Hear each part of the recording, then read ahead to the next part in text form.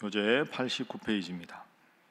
23장은 여호와의 총에 들어오지 못하는 자들에 관한 규정과 그 이유를 설명합니다.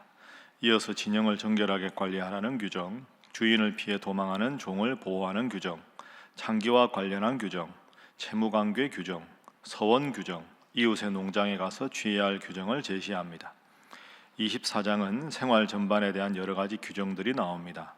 이혼과 재혼의 규정, 새신랑을 전쟁에 내보내지 말 것, 맷돌 전당 금지, 사람을 유괴하거나 거래 금지, 나병을 대하는 법, 임대법, 가난한 노동자 임금법, 죄 유전 금지, 외국인과 고아와 과부를 위한 재판법, 추수 때 가난한 이들을 위한 행동 규정을 명령합니다. 23장과 24장도 앞으로 하나님의 백성으로 이스라엘 백성들이 가나안 땅에 들어가서 어떻게 살아야 하는가 하는 구체적인 삶의 지침을 하나님께서 모세를 통해서 주시고 있습니다. 자, 먼저 우리 오늘 23장 1절, 2절 제일 앞에 두 절 함께 읽어봅니다. 시작. 고환이 상한 자나 음경이 잘린 자는 여호와의 총에 들어오지 못하리라. 사생자는 여호와의 총에 들어오지 못하리니 10대에 이르기까지도 여호와의 총에 들어오지 못하리라. 아멘. 여호와의 총에 들어오지 못한다. 여호와의 총회라는 말은 하나님께서 이스라엘 백성들이 하나님 앞에 나와서 지켜야 할 예배를 말합니다. 예를 들어서 절기에 하나님 앞에 모인다, 혹은 하나님 앞에 나와서 종교 행사를 한다. 이런 하나님께서 명령하신 거룩한, 오늘로 말하면 하나님께서 원하시는 집회에서 하나님께서 영광을 받으시는 종교 행사, 그런 행사에 1절에 고환이 상한 자나 음경이 잘린 자는 들어오지 못한다. 이 사람들은 신체적으로 문제가 있는 사람, 이런 뜻이 아니고, 고환이 상한 자, 음경이 잘린 자라는 말은 이방신을 섬기는 풍습을 몸에 지닌 사람, 이런 뜻입니다. 그러니까 하나님을 섬기러 들어오는데 마음으로는 이방신을 섬겨서 이방신을 섬기는 모든 종교의식을 따른 채로 몸만 와 있는 것, 그건 바람직하지 않다. 2절, 사생자는 여호와의 총에 들어오지 못하리라. 사생자는 근친상간으로 태어난 사람, 하나님 앞에서 거룩하게, 과거가 아니라 이제는 그런 풍습이 없어졌을 때니까 당신은 그런 사람들도 들어와서는 안 된다. 하나님께서 왜 이렇게 말씀하셨을까요? 여러분, 그 아이들이 놀이터에 가면 미끄럼틀을 타지 않습니까? 미끄럼틀이나 아니면 이렇게 놀이동산 같은 데 가면 슬라이드라고, 이렇게 처음에 출발은 천천히 하는데 내려가면서 가속도가 확 붙죠. 아이들 미끄럼틀 탈 때 보면 위에서 내려올 때는 가만히 있는데 중간 이하까지 내려오면 중간에 아이들 힘으로 스탑을 못합니다. 계속 내려오죠. 이게 이제 미끄러운 경사면 이론이라는 이론인데, 하나님이 이렇게 정확하게 지침을 주시지 않으면 이방신을 섬기는 풍습을 지닌 채로 하나님 앞에 예배드려서는 안 된다. 근친상간해서는 안 된다. 이런 것을 하나하나 지키지 않으면 어때 하면 되지, 괜찮아, 좋은 게 좋은 거 아니야, 이렇게 하다 보면 처음에 한 번, 두 번 양보할 때는 내가 그러면 안 되는데 이분만, 이러다가 미끄러운 경사면을 중간 이하 내려오면 본인이 통제가 안 됩니다. 통제 불능의 상황이 되면 막 그냥 되는 거죠. 하나님의 백성은 이렇게 살아야 하고 이방신을 풍습을 좇는 사람은 이렇게 살아야 되는데 정확하게 구분을 해야지, 괜찮아, 이렇게 해도 돼, 이렇게 해도 돼, 이러다 보면 하나님의 백성다운 정체성이 사라지기 때문에 하나님이 이렇게 정확하게 지침을 주시고 있습니다. 그래서 첫 번째 기도 제목은 하나님의 백성답게 세상에서 살게 하소서 하는 것입니다. 하나님의 백성답게 세상에서 하나님 앞에서 그렇게 살게 하소서. 그러니까 적당하게 타협하다 보면 이런 일이 분명히 생긴다는 거죠. 예배도 한 번 빠지고 두 번 빠질 때는 양심에 좀 찔리다가 몇 번 더 빠지면 당연하게 되고, 헌신도 한 번 안 하고 두 번 안 하면 내가 이러면 안 되는데 하다가 무뎌지게 되면 아무런 감각이 없고, 새벽 기도도 마찬가지입니다. 그런 것이 참 중요하죠. 해야 할 것과 하지 말아야 할 것, 맞는 것과 틀린 것, 하나님 앞에 구별해서 하나님 앞에 거룩한 백성답게 살아가는 여러분 되시기를 주님 이름으로 부탁합니다. 자, 이어서 23장은 다 그런 말씀이고 24장 보겠습니다. 24장은 이혼과 재혼에 대한 내용입니다. 특별히 부부관계죠.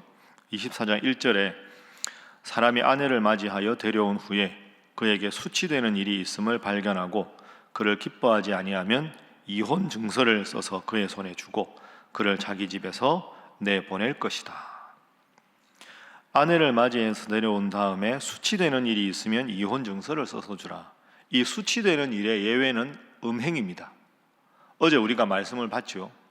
결혼해서 가정이 있는데 다른 사람이나 다른 이성과 성적인 관계를 갖는 건 무조건 죽이는 겁니다. 당신은 음행의 연고 외에 24장 1절에 수치되는 일, 예를 들어서 품행이 너무 단정하지 못하거나 아니면 자꾸 가정을 등지고 나가서 다른 일만 한다고 자녀들을 도저히 돌볼 수 있는 상황이 안 되거나 음행 외에 부부 생활을 계속 지속할 수 없을 정도의 심각한 문제가 있을 때 이런 뜻입니다. 그때 어떻게 하라고 말합니까? 이혼 증서를 써서 주고 집에서 내보내라. 여러분, 이건 자연스러운 것 같지만 당시에는 엄청난 파격입니다. 지금 이 말씀이 지금부터 약 3,500년 전에 아닙니까? 우리나라 조선시대만 해도 생각해 보십시오. 불과 얼마 안 됐죠. 조선시대 끝난 게. 조선시대가 519년간 계속됐거든요. 1392년부터 1910년까지. 1910년까지면 이제 100여 년 좀 더 지났는데 우리나라의 여성들의 지위가 어땠습니까? 매우 남성 중심적이고 뭐 이런 분위기 아닙니까? 그런데 3,500년 전에는 여성은 그 가나안 땅에는 인권이라는 게 없었습니다. 그냥 남자가 버리면 일방적으로 버리는 것이고 아무 말을 할 수 없는 그런 상황인데 하나님이 3,500년 전에 부부관계를 지속하기 어렵게 되면 내쫓아라가 아니라 이혼 증서를 써서 주라. 이건 전무후무한 겁니다. 그 당시에 전 세계에서 이런 법을 가진 건 이스라엘밖에 없을 겁니다. 하나님은 그만큼 실수를 해도 한 개인의 인격을 그리고 인권을 소중하게 여기신다 하는 걸 볼 수 있습니다. 자, 2절 그 여자는 그의 집에서 나가서 다른 사람의 아내가 될 수 있다. 이게 대단한 거죠. 당시에는 그냥 끝입니다. 그런데 이혼 증서를 써서 가면 다른 사람의 아내가 될 수 있다. 3절에 그런데 두 번째 결혼을 했는데 또 남편도 그 여자를 미워해서 이혼 증서를 써서 그의 손에 준다. 그러면 어떻게 해야 되냐? 그런데 둘째 남편이 죽었다. 4절 첫째 남편, 둘째 남편과 함께 살아서 몸을 더럽혔은즉 그를 내보낸 전 남편이 다시 그를 아내로 맞이하지 말지라. 그러니까 첫 번째 남편이 다시 나랑 살자 하고 들어가서는 안 된다. 왜 이런 말씀까지 하셨을까요? 이혼을 경솔하게 여기지 말아야 한다. 가정을 지키는 것이 그만큼 중요하다는 거죠. 뭔가 좀 마음에 안 맞다고 이혼하고 또 다른 사람하고 살다가 또 이혼하고 첫 정이 그립다 다시 돌아가고 사람이 살다 보면 그런 마음이 들 수도 있지 않겠습니까? 이런 상황이면. 근데 하나님의 명령의 핵심 주안점은 뭐냐 하면 내가 그 당시 상황 때문에 일시적인 감정으로 일시적인 마음으로 그저 가정을 버리거나 이혼을 하거나 하는 걸 가볍게 여겨서 그렇게 해서는 안 된다. 이게 하나님의 말씀의 가장 중요한 핵심입니다. 그래서 오늘 두 번째 기도 제목은 가정을 신성하게 여기며 살게 하소서 하는 것입니다. 가정을 신성하게 여기며 살게 하소서.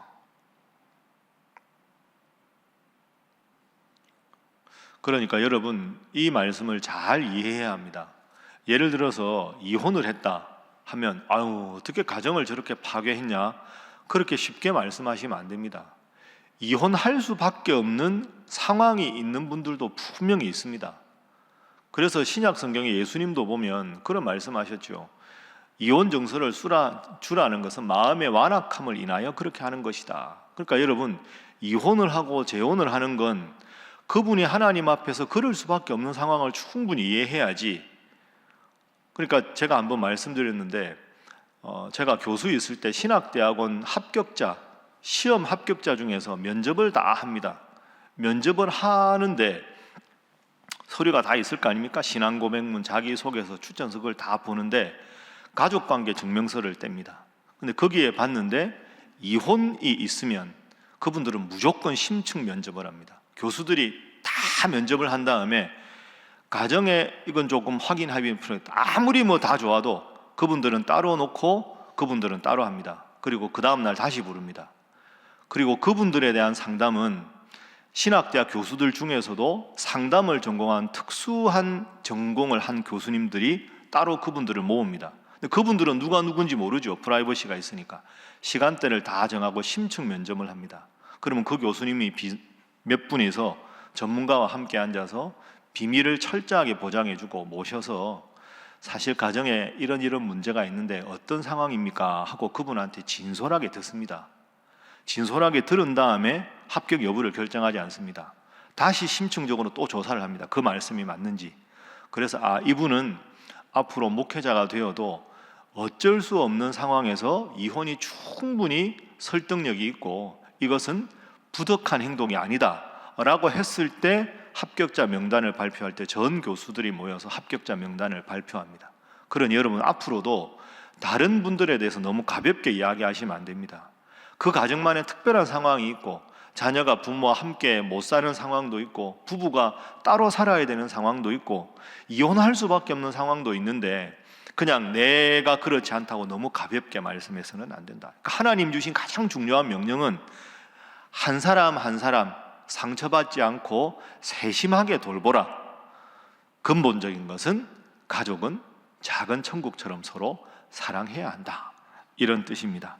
하나님이 짝지어 주신 것을 사람이 나누지 못할지니라 하는 근본적인 원칙에 입각해서 그러나 개인적인 상황을 잘 살펴서 가정을 신성하게 여기라. 여러분과 여러분의 가정이, 여러분의 가족이 하나님 앞에 늘 아름답고 복되고 은혜로울 수 있기를 주님 이름으로 부탁합니다.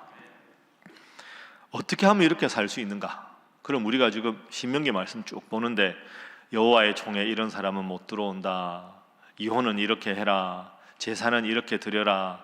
이웃 사람과 이렇게 지내라. 가나안의 이런 풍습은 지키지 말아라. 암몬 자손은 총에 들어오면 안 된다. 아주 하나하나 세세하게 하나님의 명령을 주십니다. 그러면 이 말을 듣는 사람들은, 이스라엘 백성들은 뭐라고 생각할까? 뭐 이렇게까지 하시나? 그냥 알아서 하게 놔두지. 뭐 이것도 하지 마라 저것도 하지 마라. 여러분 그게 아닙니다. 하나님의 명령 중에 신명기에 매우 중요한 구절이 하나 있습니다. 자, 18절 말씀, 24장 18절 함께 읽어볼까요? 시작. 너는 애굽에서 종되었던 일과 내 하나님 여호와께서 너를 거기서 속량하신 것을 기억하라.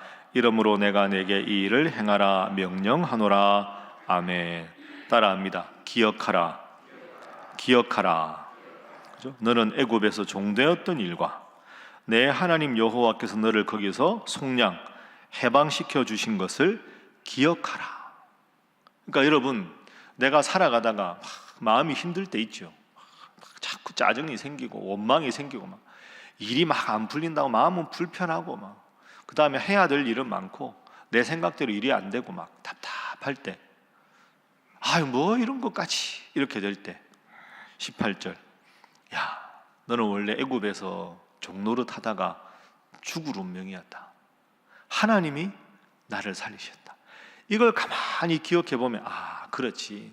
내가 하나님 명령대로 안 살면 또 이방 풍습 쫓고 또 그러다가 강대국의 열방의 침범을 받아서 노예 생활하고 그렇게 되면 안 되니까 하나님께서 그렇게 되지 말라고 하나님의 백성답게 살아가는 방법을 나에게 가르쳐 주는 거지.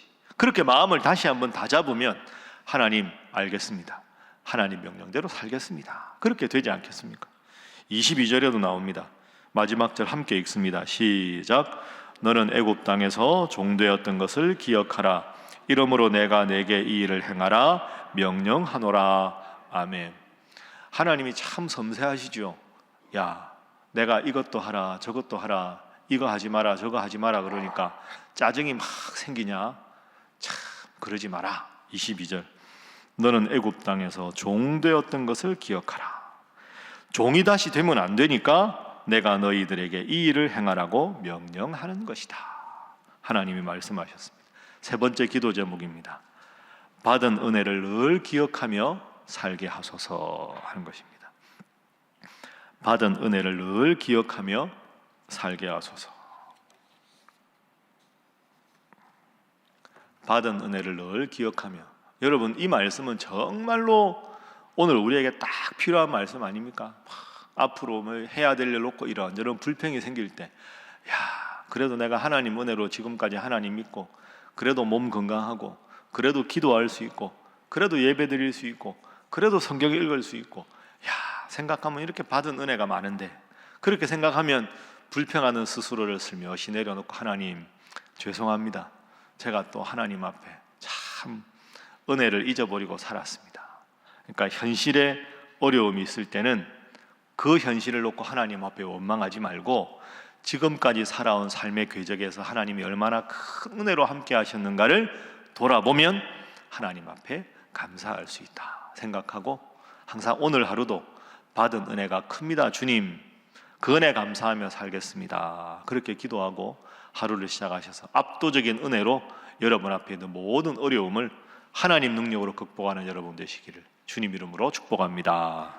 기도하겠습니다. 하나님, 하나님의 백성답게 살게 하시고 하나님의 말씀에 있는 다양한 명령들을 그저 의무로 생각지 않게 하시고, 다시는 어려움에 빠지지 않고 다시는 노예 생활 같은 큰 힘든 일을 겪지 않도록 하나님께서 예방주사를 미리 놓아주시는 것이다 생각하고, 이 말씀대로 살아가는 것에 생명이 있고 은혜가 있고 능력이 있음을 깨닫고 살아가게 하여 주시옵소서. 구별된 삶을 살아가게 하여 주옵소서. 그리고 오늘 또 수요 기도회를 위해서 기도하시고, 이제 11월 말로 넘어갑니다. 하나님 함께 하셔서 각 기관 정기총회가 은혜 가운데 잘 진행되게 하시고, 교회 앞으로 내년을 위한 예산, 그리고 인사, 당회와 재직회와 공동의회 등 모든 일정이 은혜 가운데 하나님 뜻 안에서 잘 진행되게 주여 역사하여 주시옵소서. 함께 기도합니다. 주여 믿습니다. 주여 믿습니다. 주여 믿습니다.